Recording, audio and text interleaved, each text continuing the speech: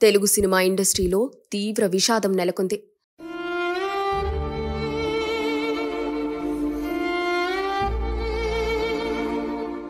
ప్రముఖ నటుడు కోట శ్రీనివాసరావు 83 ఏళ్ల వయసులో కన్నుమూశారు. గత కొంతకాలంగా తీవ్ర అనారోగ్య, వృద్ధాప్య సమస్యలతో ఇబ్బంది పడుతున్న ఆయన పరిస్థితి విషమించి ఆదివారం తెల్లవారుజామున తుదిశ్వాస విడిచారు.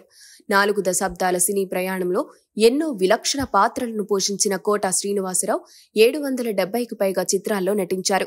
కోట మృతితో తెలుగు సినిమా పరిశ్రమ తీవ్ర దిగ్భ్రాంతిలో మునిగిపోయింది.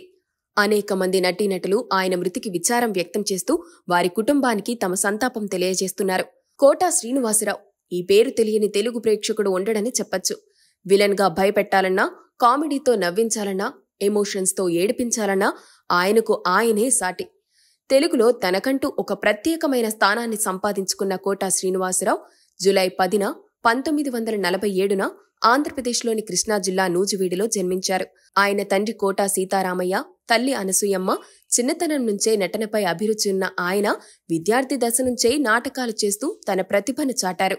1978లో విడుదలైన ప్రేమాభిషేకం సినిమా ద్వారా సినీ రంగంలోకి అడుగుపెట్టిన కోట ఆఖరి పోరాటం, ప్రతిఘటన వంటి సినిమాలతో గుర్తింపు తెచ్చుకున్నారు.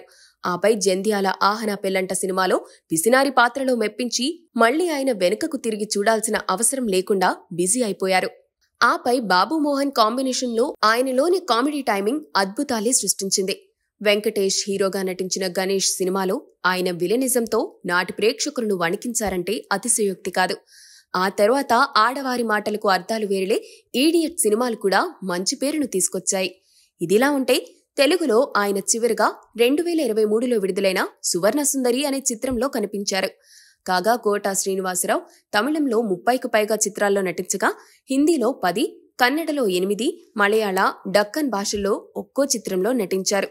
అంతేగాక ఆయన తెలుగులో అఖిల్ సిసింద్రి సినిమాలో ఓరినాయనో, గబ్బర్ సింగ్లో సినిమాలో మందుబాబులం అంటూ 2 పాటలు సైతం పాడటం విశేషం.